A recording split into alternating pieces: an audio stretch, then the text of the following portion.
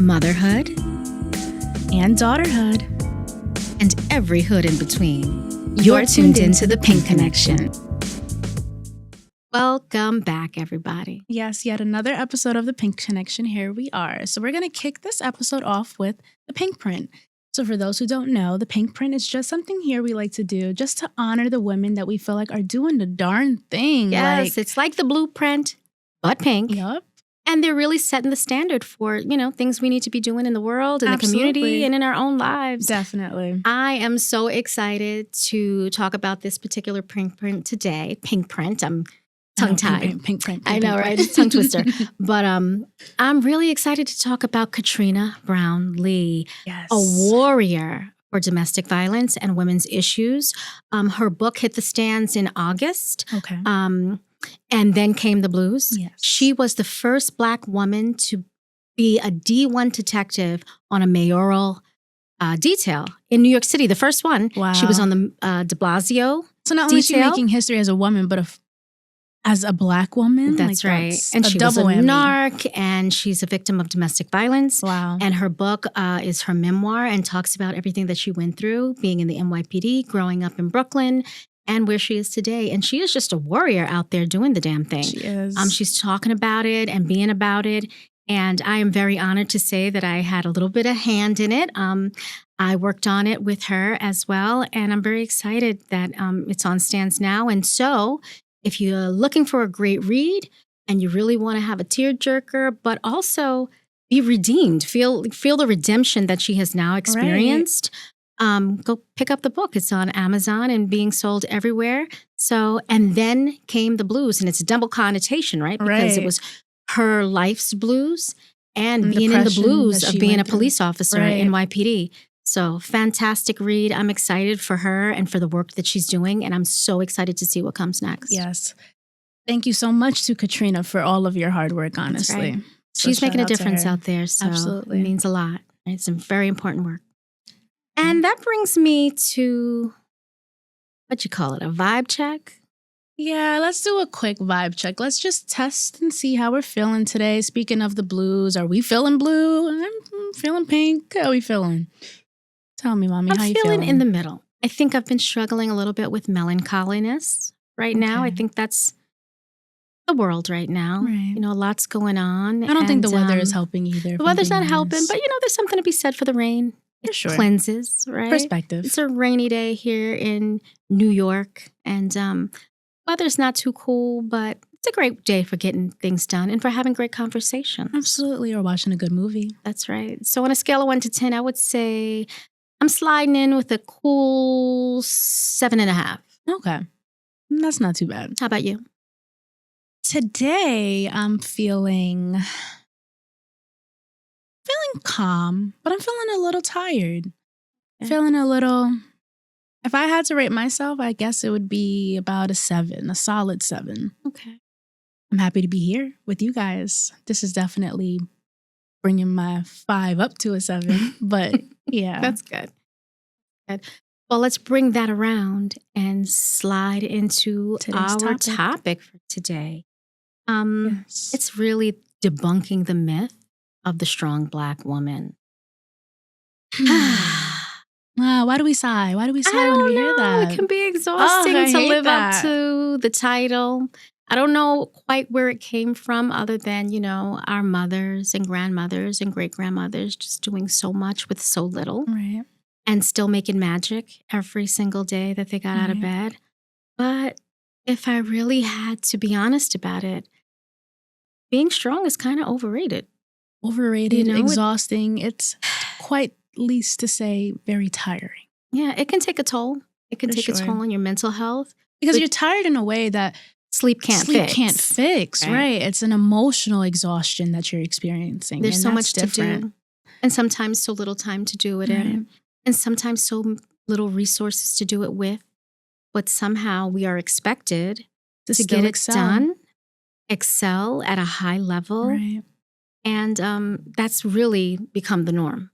I mean, I feel like it's even picked up even more after COVID with us having somewhat of a traumatic experience. Oh, it's not somewhat. Not somewhat, but definitely a traumatic experience, but also like a weird break both at the same time. You know, we weren't obligated to do that normal hustle and bustle to the city. We were more able to, or not everyone. I mean, our, you know, frontliners who are out there, our people in the medical industry were out there risking their lives every day, obviously. Restaurateurs. Exactly. But for someone like you or someone like I, at that time, I was a student. At that time, you were still doing the other stuff that you're doing. We were privileged and blessed enough to be home. And though the pressures were still pretty high at home, we were doing it from the luxury of our own home. So the transition of like back to quote unquote real life and just like all that comes with it, it just adds to the exhaustion. I mean, we got a taste of what it felt like to have a little bit more of a balance in life, Right. a little bit more quality in life. And I think now people are being forced back into the workplace more, right? Where a lot of jobs used to be hybrid. Now they're forcing you back in 5 between days a 5 week. to 3 days a week. Yeah. And, you know, there's reasons for that. Right. But I think that it's taken a toll on some people. People are feeling anxious. Absolutely. Everyone that I talk to is trying to figure it out in some way. People are scared. They're very scared. And for us Black women, it's like our strength helps other people. Right. And thus it ultimately becomes more of a burden than a blessing at times. Well, let's kind of break that down. I know you mentioned you're not really sure where it came from, but there is definitely a history behind the strong Black woman. And it's, of course, rooted in race and slavery and all of the stuff that normally comes with conversations like this, right? So the myth of the strong Black woman, the image of the Black woman being strong was not born from a superpower, but a life in survival. Slavery having to suppress their pain, emotional and physical trauma, yet still having to be the caretaker of others. Society often glorifies the resilience of, let me do that over. Edit here. Society often glorifying resilience, but ignoring the cost of it. Seeing the quote-unquote strong Black woman narrative so often in media, in different shows like Scandal, where we see Olivia Pope, or How to Get Away with Murder, where we see Annalise Keating, and all these other, now recently we've been checking out Reasonable Doubt with the main character named Jax. You know, we often see this narrative pushed continuously, and it makes us kind of feel like, what other way can we be other than strong? You know, we're constantly the matriarch. We're constantly still got to get my business done, got to make sure I'm number one at my job, got to outperform my competitors at my job because I'm the only Black woman here, so I can't give us a bad rep. So and still take care of home. Our children, our partners, absolutely, spouses, aging parents. Got to do it. Have to do it. And, you know, it's too much. Where do you have time for yourself? Where do you have time for you to reset? And when do you have time to be soft? That too. Because softness is a thing too that sometimes falls to the wayside, particularly for us. Honestly, and people don't really look at softness. People look at softness a lot of the time as a negative thing. Like, oh, you're lazy or you're blah, blah, blah, blah, blah. But honestly, being soft is a luxury. And it's a strength as well. It absolutely Knowing is. when to stop, to pause, to say no, to say yes, right? And to be still. Sometimes we busy ourselves with doing so many things so that we don't have to focus on things. But that's when the things that we ultimately have to focus on those things, that's when a lot of the time they're too far gone, you know? So this is a conversation we wanted to bring to you guys because this is a conversation that needs to be had. Absolutely. So let's just, dive right in with some information about how these stresses can ultimately affect our mental health and our physical health. Okay. So 70% of Black women, according to the American Psychological Association article written in 2022, feel the pressure to present as strong even when they are struggling internally. So putting on that mask every single day. I can attest to that. Yep. And then according to the National Institute of Mental Health, in an article written in 2023, these same groups of women, these same groups of specifically Black women, report to suffer with higher rates of chronic stress, depression, and anxiety, but are usually less likely to seek therapy in comparison to their white counterparts. That's a fact. And that's a whole other conversation for another day about therapy in the Black community. So I think it's becoming more widespread. it is. It's becoming more accepted It and is. normalized. We still have a ways to go, for sure. I don't want to just limit it to the Black community, though, too, because I feel like therapy has been taboo in many communities, Latinx community, too, especially That's as true. well. Well, So, communities of color, community. because we're deeply religious based, We are. right? And we seem to feel that, bring it to God, bring it to the church or Right. whatever. We've been taught that. And that's a good thing as well, right? But it's not But they should single partner. layered. I was going to say, Yeah. those things should be one and the same. They should collaborate together rather than one or the other. You need your faith. You need your therapist. They do. It's like, just you want to lose weight, you have to go to the gym and watch your diet. There's no singular way of getting to the other side. So we have Absolutely. to be willing to incorporate multi-layers and multi-faceted ways in which we get to mental health. Definitely. Because otherwise it transcends into physical health, right? And depression. They say stress is the biggest killer. And Absolutely. stress does. I was watching something the other day where they talked about how someone literally died from a broken heart. Mm. They passed away on the grave of someone that they loved because they were Right. so grief-ridden. They literally had a heart attack. Because it changes the way that your heart is formed, which ultimately will change how your heart pumps blood. That's right. The biochemistry within is Right. affected by external things, right? Absolutely. So when we have negative things going on externally, it could certainly affect what's going on the inside. According to Psychology Today, an article written in 2023, Black women often struggle with what we call smiling depression, where outwardly they have success that hides deep sadness due to cultural pressures to keep it together. So, Depends on what's going on, right? I myself have experienced what I like to call circumstantial depression. Okay. Right? So there is a clinical depression, right? And that's something biologically going on inside. But circumstantial depression is also a thing where you're saddened by what's going on at work or what's going on at home. Maybe you're having a challenge in your relationship. Maybe you don't have a relationship and you want a relationship, and so you're lonely. Maybe you don't have family to support you and things of Right. that. Maybe you need more money. I notice I'm particularly happy when my bank account looks a certain way. Right. You know what I'm saying? Aren't we all? Oh, it means a lot to me. Right. Somehow or another, it seems to just make me feel better. Right. The key and the magic is to learn to feel those things regardless of what's going on externally. And that's the challenge. But wouldn't that necessarily debunk circumstantial It would. depression? Because, It would. no, I'm saying, like, wouldn't that kind of contradict it, given the fact that we see so many rich people who are still extremely unhappy? So financially, all of their things are taken care of. They may have clinical depression. Or it can be like their relationships, there's other things that affect. Well, money isn't everything. Yeah. I'm just saying that for me, Right. since that's just a thing that shows me that I don't really have anything wrong going on in my life. You know what I'm saying? So in the scheme of things, you're very blessed. Yes. Right? In the scheme of things, I'm very blessed. But I do notice I get a little happier when my bank account looks a certain way, when opportunities are Absolutely. presenting themselves, and when I'm living in my purpose, right? Because that's a big thing. Absolutely. But, I'm very, very spongy. I'm very connected to my feelings. And so at the same time, I also can rise above and, I have the ability to tweak how I feel at times as well so that I Right. don't stay in it. Because you can stay in circumstantial depression long enough for it to become clinical. Got it. So what's a moment where you were struggling but didn't really feel comfortable enough to express the need for help? So, I think we've all changed jobs, right? Lost a job unexpectedly, Right. Had to transition. I've been there a few times. Right. Sometimes I've walked away from roles that just weren't for me, and I didn't necessarily have something else to walk into. Okay. Or sometimes I was forced to walk away. I still have to show up for my kids. I still have to show up for my household, for my family, Right. right?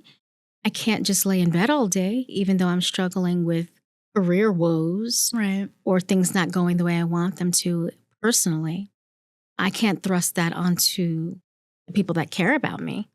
Right. I can't bleed all over everyone else. Absolutely. Right? And so what you have to do is you have to put on that mask. You have to put on that face. You have to put on Right. that smile and hope that you do it long enough that it'll stick, right? I've had a time in my life where I kept a smile on all the way until my kids were out the door for school. And then I would deal with it, deal with the sadness, deal with the tears, deal with the pain. By the time they get back home at 3 o'clock, the smile is on again. Yeah, that's heavy. It is because you don't want to bleed on them. You don't. But I think, having grown up with you and knowing, I can tell when you're upset. And I know it's your biggest intention for it not to bleed on your loved ones, but it's really hard not for it not It to. is. You ever get something red on your hands? You touch anything, even after you wash it, sometimes it's still there. Agreed. So just dealing with that, it's also like, how do we deal with that? How do we talk to our loved ones and just express to them, I'm going through a hard time right now, but also still try to get everything done that you're trying to get done? It's double-edged for sure. I think that's something that I had to learn to do. I don't say so much now, I'm fine. I'd rather say, I'm dealing with something. Right. I'm sad. I don't want to talk about it right now, but I'm going to move through it. I used to say, I'm fine, I'm fine, I'm fine, I'm fine. Clearly, you're not fine. Right. I think maturity has taught me to say, I'm not fine, but I will be, right? Okay. And so at least the person who's asking doesn't feel like they're crazy or seeing something that's not there, Right. right? It also validates that person because they can clearly tell something is wrong. And if you keep saying, I'm fine, that's not it. So now I try to say, I'm sad. I'm dealing with something. Something's bothering me. I'm trying to figure things out and go from there. And I think when you do that, people are more prone to give you more space and give Okay. you the opportunity to recalibrate, right? And it makes it easier on everybody. Okay. Got it. Interesting. So for me, I feel as though a moment where I didn't feel comfortable enough calling out for help really was when I went through my freshman year of college. I had recently experienced something quite traumatizing that I didn't feel comfortable expressing to anyone else, to anyone, honestly. And I felt isolated being away at school. And you have the expectations of, my parents paid all this money for me to be here. I need to excel. I need to do what I got to do, but I can't. I can't emotionally pull myself together for me to do all the things that I need to do. My motivation, my drive to do this is just not here. So I feel that was a moment that I was drowning and that I couldn't do much about it until it was already overflowing at the brim of the situation. I couldn't hide it anymore. My parents are seeing that, girl, what you doing up at that school? You're not doing what I sent you up there to do. And it's like, well, I felt that if I express this to you, you might not understand. You might even be mad at me. You know what I mean? So those are also moments. Again, I'm not a head of a household, but that's from my mid-20s, my late teens perspective of me feeling like I still have to be strong. I have to figure it out in a moment where I just wasn't strong enough to figure it out. So, I'm so sorry that you went through that and that you didn't feel like you could talk about it. I thought that you would feel comfortable enough to talk about things, but I also understand feeling that you're going to get in trouble, feeling that someone's going to be angry with you, feeling like someone's going to minimize, right? Those are all natural human responses as well, especially when you feel like you're sacrificing for somebody and this is their way, Right. But I think it would have, the conversation would have given way to maybe a different solution or a different pathway. Maybe that wasn't the time for you to be away. Maybe that wasn't the time for you to be at school. Right. In recent years, I have started to rethink school, formal education. Okay. Specifically college. All of it. In high school? Even high school, because I feel that high school should be preparing these people for life, Right. right? Why don't they know how to do taxes? I mean, failed, but you listen, feel like I it's failed intentional. math, right? Calculus, right? So much so in my senior year, I just couldn't grasp it. That my math dean said, Michelle, in order for you to graduate, I was a student in every other space. In order for you to graduate on time, I'm going to put you in business math. Right. This is my senior year of high school. Mm-hmm. I excelled in business math, still utilize the business math to this day. Never used anything from my calculus class. Or geometry or algebra or anything and so like that. I have been wondering, like, what are we teaching these people? Everybody should, like, that was an elective. Business math should be mandatory. I agree. Right? Not an elective. That But she made a special concession for me for. Right. I Right? definitely think that's intentional, though. You know, It when we is. start breaking down what these Board of Education is built off of, you know what I mean? It's definitely intended to keep certain groups with certain groups. It is. But You that's the know. reason why I've started to rethink it all. For sure. You know, when I talk to your brother and I see a senseless trip or a senseless assignment, even at his level, and he's Just in like middle busy school, work at that point, right? I say, well, this is supposed to teach you to be deliberate, to follow directions, to adopt the skill of completion, Mm-hmm. stuff like that. Because sometimes you're going to have to do stuff from A to Z that you don't want to do. It's time to learn that, right? But the Right. school process, middle school, high school, college, I used to think it was so mandatory, something you had to be so tapped into. And now I'm starting to feel like you could loosen up a little bit, Right. right? So if I had known what you were going through, I might have pulled you out. I might have said, come home. We could finish school later. Let's put that on the shelf for now. Let's deal with Right. this, you know, instead of saying, what in the world is going on over there? You know, Get so it that. all circles back to feeling safe enough to communicate. That. And I think also it has to do with, you know, I was also young, one. And Like you're not still young. yes, but I was not even 20. And I think we also, we're being honest, we got to ask ourselves why too, you know? Why didn't she feel comfortable to come to me? Why weren't we having these conversations? Why don't I feel like I know her as much as I thought I knew her? You know, and it's like we were also having our own trials and tribulations Absolutely. in our relationship. That was one of the hardest times of our relationships, if we're being transparent. You know, I felt like I feel like every teen goes through she doesn't understand me phase, but, you know, it was to another level with, you know, my own daddy issues and just everything else that came with my personal experience, you know, and just feeling like even, you know, it's like the chicken or the egg, because ultimately when we did have these conversations, the outcome was exactly what I expected it to be in certain ways. But was it exactly what I expected it to be because I waited so long and didn't attack it head first? Or was it always going to be that, you know? We'll never know. And we'll never know. But with that being said, I'm so proud of how far we've come in our relationship, and we're only going to keep going farther, you know, healing and trying to understand different perspectives that we both have at different points in our lives. And We'll have some setbacks for sure. we will, but we'll never let it but break we'll handle us. it differently. I think. Absolutely. You know? Absolutely. And in that is strength. In that is just us continuing to push ourselves along.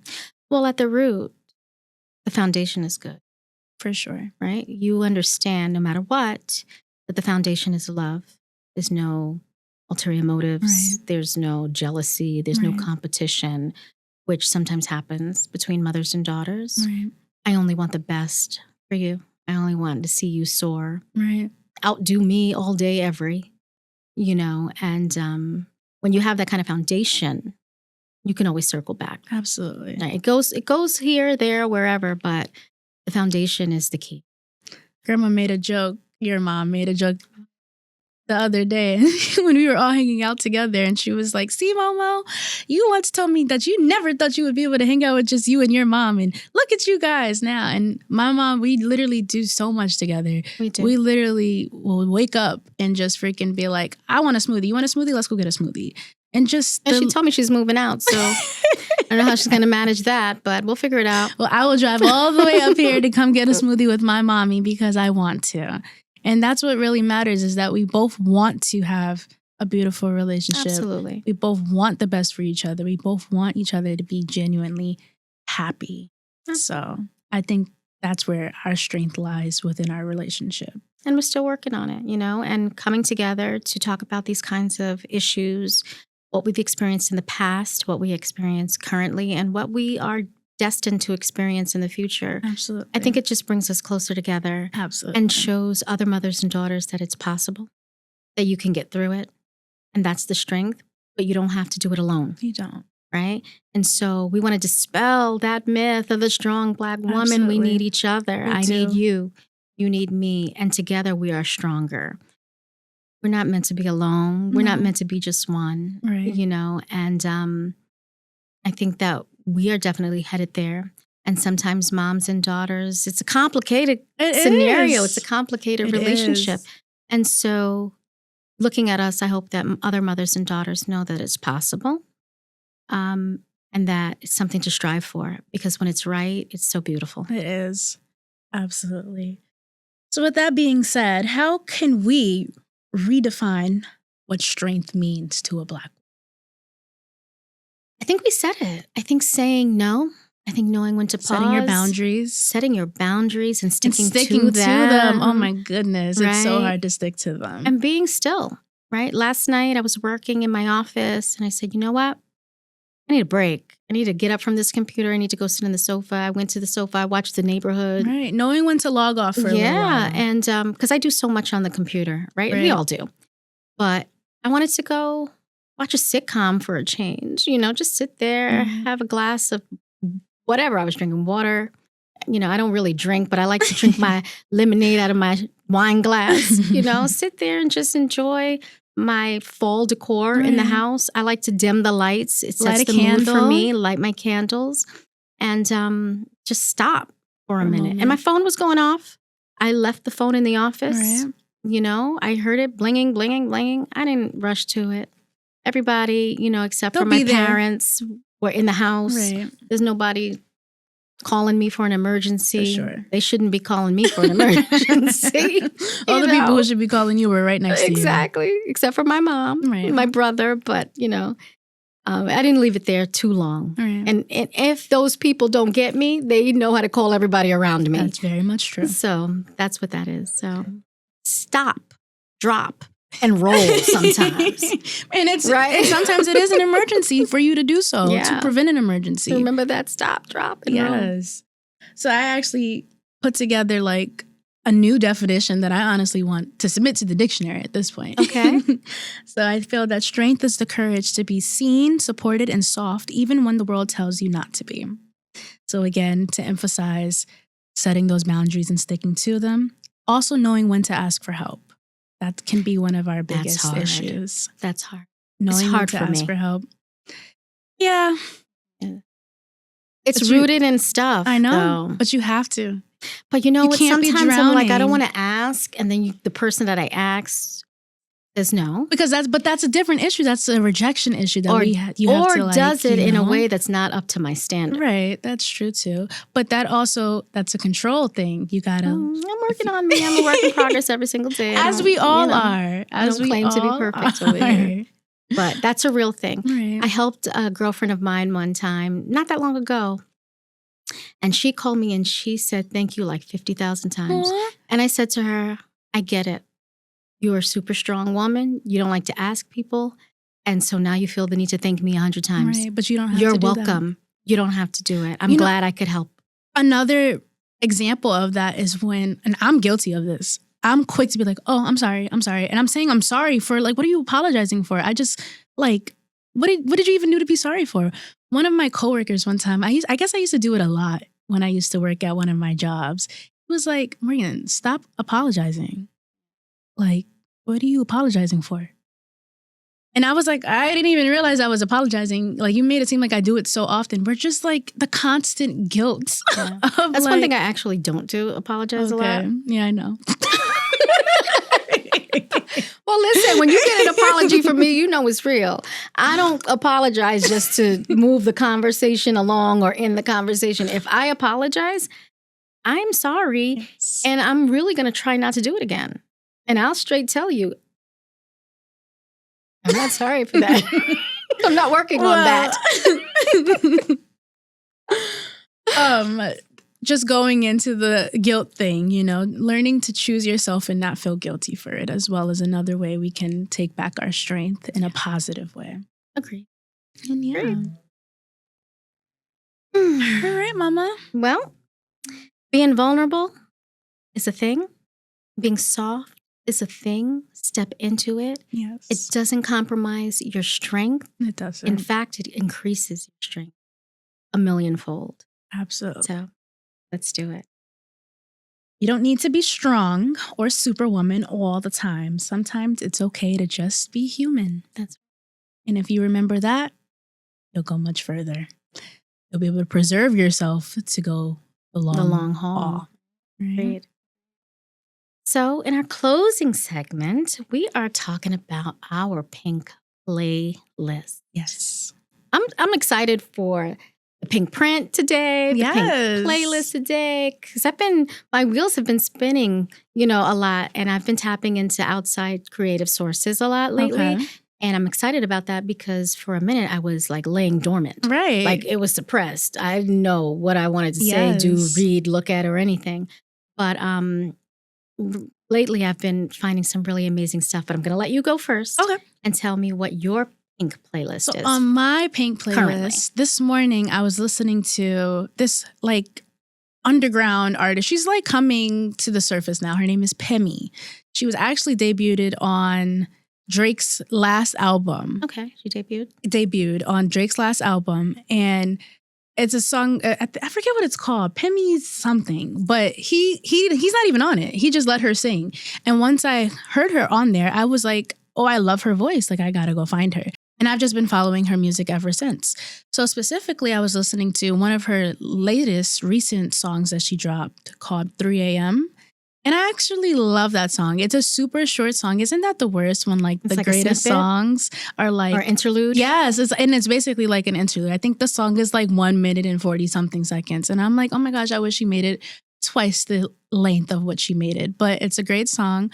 It's just kind of talking about her 3 a.m. thoughts, and I feel like we all suffer from those 3 a.m. thoughts, those thoughts that keep you up at night, those thoughts that literally can wake you up at night, And last night I did not sleep well. So I was up with my 3 a.m. thoughts. And I just felt like that was my mood for today. Awesome. I have to listen to that. Please share. Absolutely. So for me, the pink playlist is a multitude of things. It doesn't necessarily have to be music. It Right. could be anything. Podcast, And whatever. for me, it's the Oprah podcast right Yes. now. So over the weekend, I stumbled upon it. I used to be an avid watcher of Super Soul Sunday, Okay. and it disappeared. Even though OWN Network is still on, Right. Super Soul Sunday, I've probably watched every single one of them. She doesn't tape them anymore. Right. But what I did stumble upon was the Oprah podcast, and I stumbled upon her interview with Edwina Finley Dickerson on manifesting life's dream for you, and her book, The World is Waiting for You, Embrace Your Calling and Manifest the God Dream over your life. Ooh, I love that. And it was amazing. She spoke to me earlier that day. I was laying in bed and I was coming up with some realizations for myself, for my life and my future. And she really spoke to me by telling me no settling, Right. right? And to reconnect with your God dream, because the God dream is bigger than your dream. Absolutely. And I watched that twice. And I'm going to be there for the Oprah podcast. Are you going to get her book? I'm going to get her book. Gotta get her book. I'm going to get her book. So that was my pink playlist I love that. currently. That's Absolutely the top love that. right now. So whatever vision we have for ourselves, God is going to quadruple it. That's right. The The universe hears all. The universe is watching, settles the score, knows what's going on, and it will ultimately bring every person what they deserve. Absolutely. Good Good or or bad. All right. So that's our show for today. Yes. Thank you for joining us. I hope you heard something that can make your life better. I hope you heard something that made you smile, laugh. I hope you heard something that you could identify with, because like we always say, The Pink Connection is more than a meeting. It's a movement. See you guys next time. Make sure you guys like, comment, and subscribe, and share this to any woman you think or person you think needs something to uplift their mood and turn them into a pink person. We've been there. We've done that. Absolutely. We're still doing it, and we hope that we can do it with you. Catch you in the next one. Bye. Bye. Motherhood And daughterhood. and every hood in between. You're tuned into the Pink Connection.